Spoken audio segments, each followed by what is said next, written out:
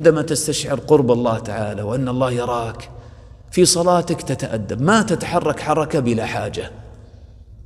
عندما تكبر بخشوع، الله أكبر، بخلاف الذي يكبر وهو كأنه تكبير المتهاون هكذا، حتى ما يرفع يديه، ما يجعل كفيه تجاه القبلة كما جاء في صفة صلاة النبي صلى الله عليه وسلم، هكذا الله أكبر، يرفع يديه رفعا هكذا يعني بلا مبالاة.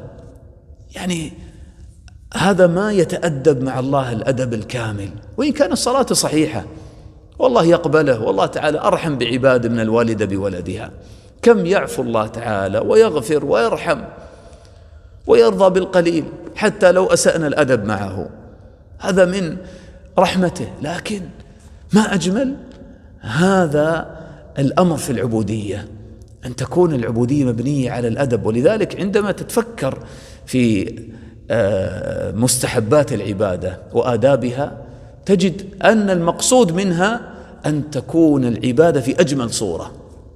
ولماذا يرفع المسلم يديه بهذا الرفع بهذه الصورة؟ يجعل يديه تجاه القبلة. لماذا يضع اليمنى على اليسرى؟ لماذا يخفض رأسه قليلا وينظر إلى موضع سجوده؟ ما يرفع رأسه شامخا بأنفه. هذا كله مع الأدب، كله من الأدب مع الله جل وعلا. وهكذا في دعائه، ذكر رحمة ربك عبده زكريا إذ نادى ربه نداء خفيا قال رب إني وهن العظم مني واشتعل الرأس شيبا إلى آخره. فعندما تدعو بصوت منخفض هذا يدل على كمال يقينك بقرب الله منك وأن الله يسمعك، ثم هذا يدل على تخشعك وإخباتك لله جل وعلا، بخلاف الذي يرفع صوته.